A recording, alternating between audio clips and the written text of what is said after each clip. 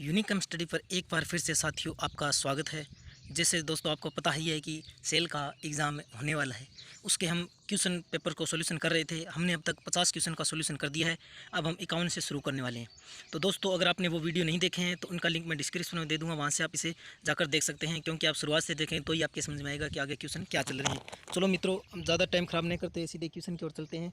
देख लीजिए पहला क्वेश्चन की ओर हम चलते हैं। पहला क्वेश्चन, निम्न में से कौन सा बेडिंग को यांत्रिक सुरक्षा केबल को यांत्रिक सुरक्षा की सुरक्षा करता है? कौन करता है? तो देख लीजिए ऑप्शन नंबर 1 बेडिंग करता है, शीत करता है, आर्मरिंग करता है या सर्विंग करता है।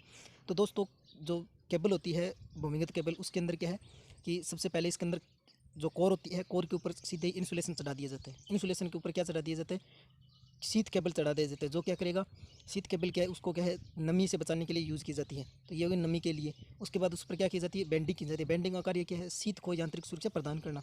और फिर कर जाती है आर्मरिंग। आर्मिंग का क्या कार्य है मित्रों? आर्मिंग का कार्य है कि जो केबल है उसको यांत्रिक सुरक्षा प्रदान करना। तो इस क्वेश्चन का उत्तर तो सी हो जाएगा। और सर्विंग का क्या कार्य है? सर्विंग का कार्य है आर्मरिंग की सुरक्षा के लिए यूज़ की जाती है।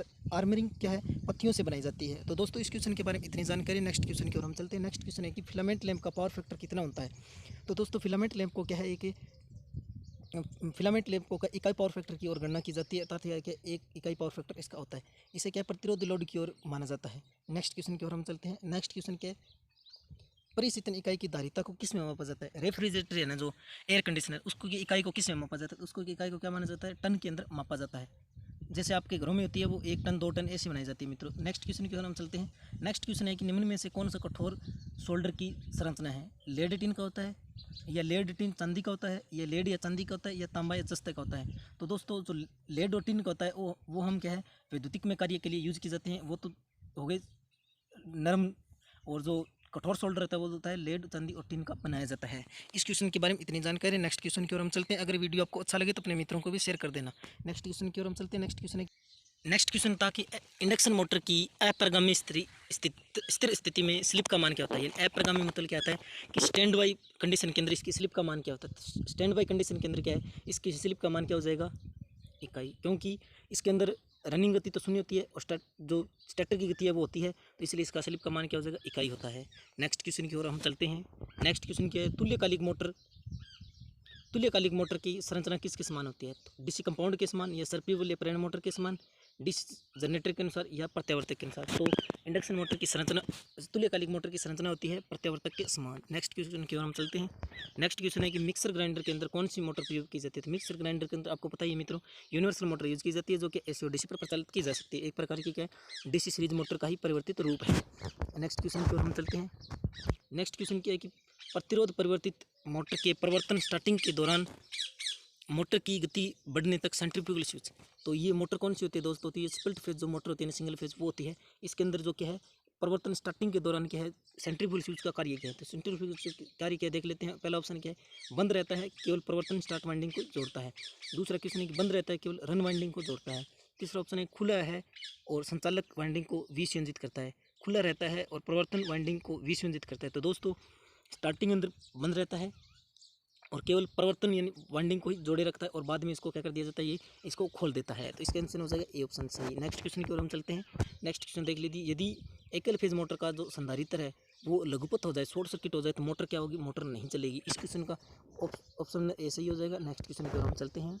नेक्स्ट क्वेश्चन देख लीजिए। नेक्स्ट क्वेश्चन है 3 phase squirrel cage induction motor rotor चालकों को कैसे बनाया जाता है? खुला बनाया जाता है, या सर्पी वल्य के माध्यम से शॉर्ट सर्किट किया जाता है, या अंतिम वल्यों यानी एंड रिंग के माध्यम से लघुपथ किया जाता है, विद्युत रोधन द्वारा क्या किया जाता है? जोड़ा जाता है।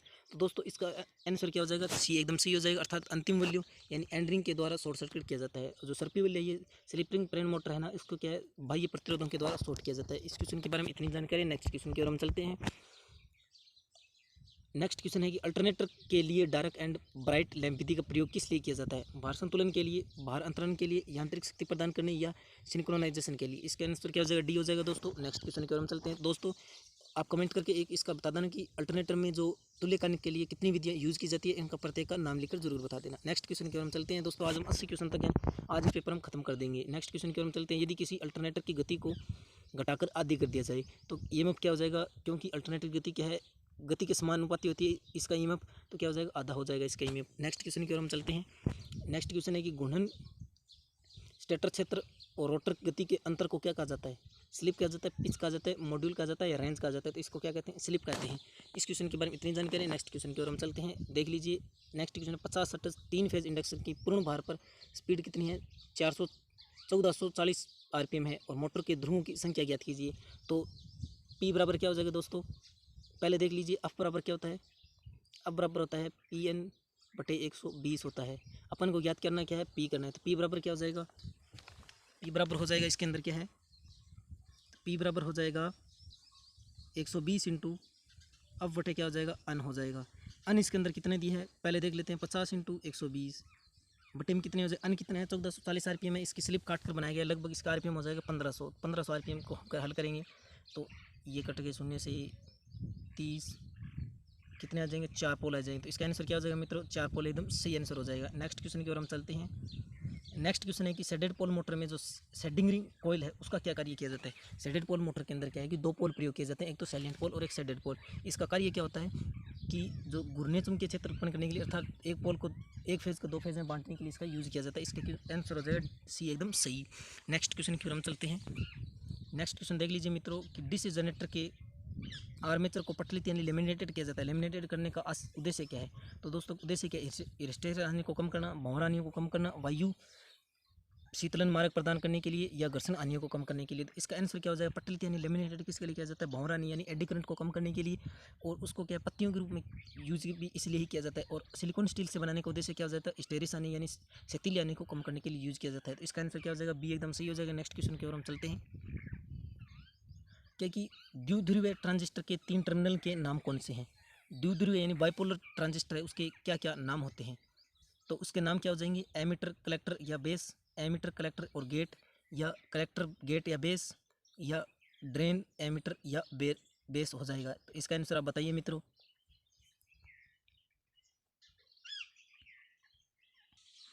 बताओ मित्रों इसका आंसर क्या हो जाएगा? तो इसका आंसर हो जाएगा एमीटर, कलेक्टर और बेस। इसका आंसर एकदम सही है। ए ऑप्शन इसका क्या हो जाएगा? एकदम राइट हो जाएगा। नेक्स्ट क्वेश्चन की ओर हम चलते हैं मित्रों। नेक्स्ट क्वेश्चन देखिए, सिलिकॉन डायोड के लिए अगर अभिन्नत फॉरवर्ड वोल्टेज कितना मान होता है? तो सिलिकॉन डायोड के लिए कितना होता है मित्रों? 0.7 होता है। और जर्मेनियम के लिए कितना होता है? 0.3 होता है। तो इसका आंसर क्या हो जाएगा? सी एकदम आंसर राइट हो जाएगा।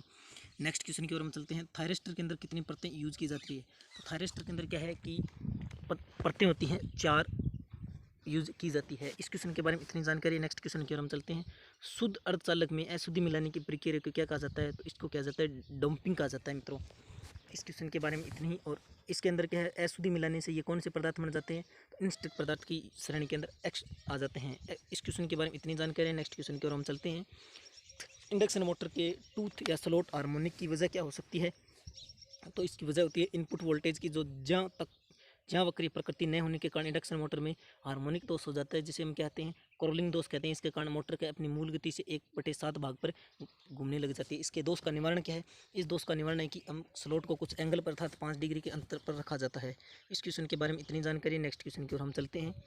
80R के अंदर कितने पीएन जंक्शन होते हैं? तो 80R के अंदर क्या है? 3 पीएन जंक्शन होते हैं। सीआरटी स्क्रीन को लेपित किया जाता है, किसके द्वारा लेपित किया जाता है? सोडियम से, कैल्शियम से, फास्फोर से, एल्यूमिनियम ऑक्साइड के द्वारा।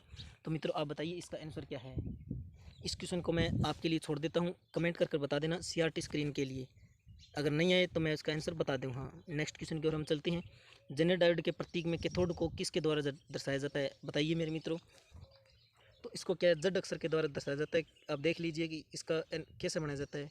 तो ये इस प्रकार से अपन बनाते हैं। तो ये क्या है? जेड के निशान जैसा है। तो इसका आंसर क्या हो जाएगा? जेड अक्षर के द्वारा इसके कैथोड को दर्शाया जाता है। नेक्स्ट क्वेश्चन की ओर हम चलते हैं। नेक्स्ट क्वेश्चन देख लीजिए। क्या कि फोटो डायोड में अपनी धारा को ऑन या ऑफ करने के लिए कितने सेकंड यूज़ की जाती है? किस में मापी जाती है इसकी? तो मिली सेकंड के अंदर, माइक्रो सेकंड के अंदर, सेकंड या नैनो सेकंड के अंदर। तो दोस्तों फोटो डायोड क्या है? मिली सेकंड के अंदर धारा को ऑन या ऑफ करता है। देख लीजिए मित्रों, 76 नंबर क्वेश्चन क्या है कि शुष्क सेल में निम्न में से डीपोलराइजेशन के लिए प्रयोग किया जाता है। किसका यूज़ किया जाता है मित्रों? तो डीपोलराइजेशन के लिए शुष्क सेल के अंदर मैग्नीशियम डाइऑक्साइड का यूज किया जाता है। और डीपोलराइजेशन होता क्या है कि जो प्राथमिक सेल होते हैं, इसके अंदर क्या है कि पोलों के अंदर अचालक के रूप में कुछ जम जाता है, उसे ही खत्म करने के लिए प्रयोग किया जाता है, यानी ध्रुव छादन दोष होता है। और एक होता है प्राथमिक सेलों के अंदर स्थानीय क्रिया दोष, उसके लिए जो क्या है जस्ते की प्लेट पर होता है वो दोष है। इस क्वेश्चन के बारे में इतनी जानकारी है। नेक्स्ट क्वेश्चन की ओर हम चलते हैं। आज का लगभग 3 क्वेश्चन और रहे हैं। विसर्पण त्रुटि किसके अंदर देखी जाती है? तो ऊर्जा मीटर के अंदर देखी जाती है।